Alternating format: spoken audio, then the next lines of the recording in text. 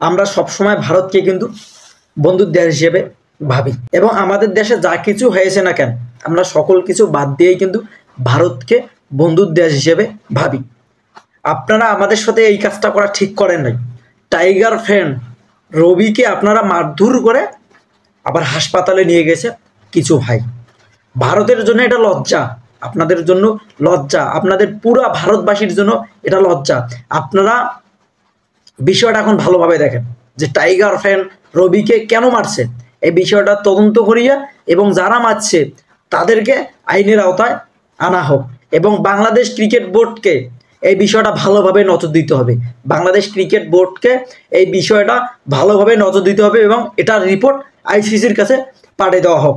আমি ব্যক্তিগতভাবে এটার সুষ্ঠু একটা বিশেষ চাই, কারণ কানপুরে আমাদের দর্শকদের উপরে হাত তুলছে ভারতের কিছু ফ্রেন্ড ফলোয়াররা এবং আইনশৃঙ্খলা থাকার পরেও এবং আইনশৃঙ্খলা বাহিনী থাকার পরেও কিন্তু এবং ভলান্টিয়ার ভাইরা থাকার পরেও কিন্তু আমাদের টাইগার রবিকে কিন্তু মারধর করছে।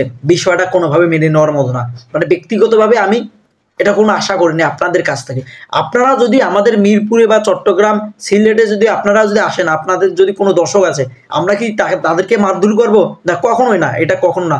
আমি কখনো এই জিনিসটা গ্রহণযোগ্য মনে করতেছি না। এই বিষয়টাকে একবারে কড়া নজরে দিতে হবে বিসিবিকে, এই বিষয়টাকে কড়া নজর দিতে হবে, একবারে কড়া নজর দিতে হবে।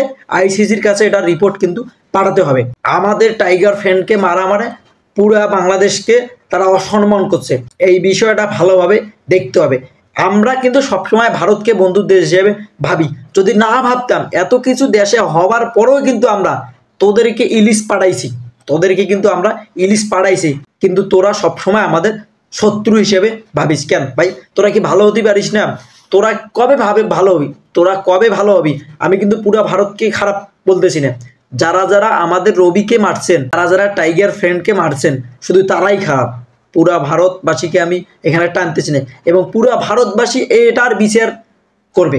আমি মনে করি এই বিচারটা সুষ্ঠুভাবে করা দরকার। আজকে বাংলাদেশি ক্রিকেট প্রেমীকে মারলো, আর একদিন হতে পারে আর একজনকে মারতে পারে, আর একজনকে মারতে পারে।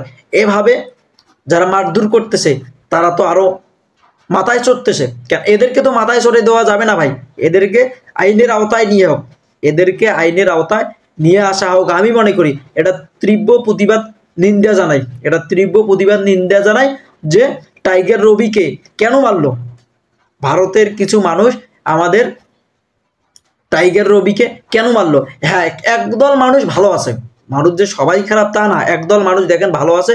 তারা কি করছে, টাইগার রবিকে নিয়ে হাসপাতালে ভর্তি করাইছে। কেন? কানপুর তো ভাই তোরা এই কাজটা আসলে ঠিক করস নাই ভাই। আমি ব্যক্তিগতভাবে মতামত জানাচ্ছি, তোরা এই কাজটা ঠিক করস নাই ভাই।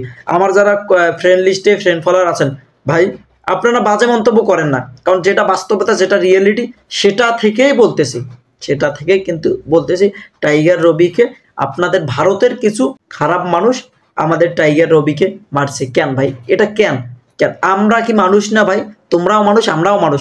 তোমরা আমাদের পাশের দেশ, আমরা তোমাদের পাশের দেশ। আমরা তোদেরকে সবসময় বন্ধু হিসেবে ভাবি, বন্ধুর দেশ হিসেবে ভাবি, কিন্তু দিন শেষে তোরাই যে আমাদের সাথে এত বড় শত্রুতা করবি কেন? আমরা এটা কখনো ভাবি নাই। তোরাই কাজটা আসলে ঠিক করে নেই, তোরাই কাজটা ঠিক করে নেই।